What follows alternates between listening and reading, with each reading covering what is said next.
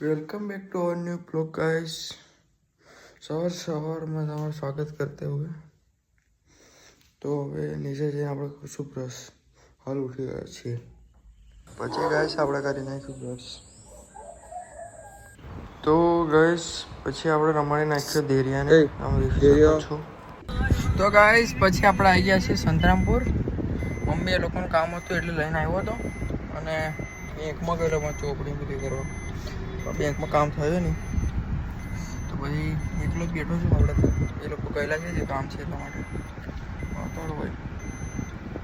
અને ગાઈસ પુરાઈ નાખ્યો અદાણીમાંથી કેસ. કોણ? તો ગાઈસ પછી આપણે રમાડી છે દેરિયાન. ઓય કુકી સ્માઈલ જઈ લો મારે તો બહુ.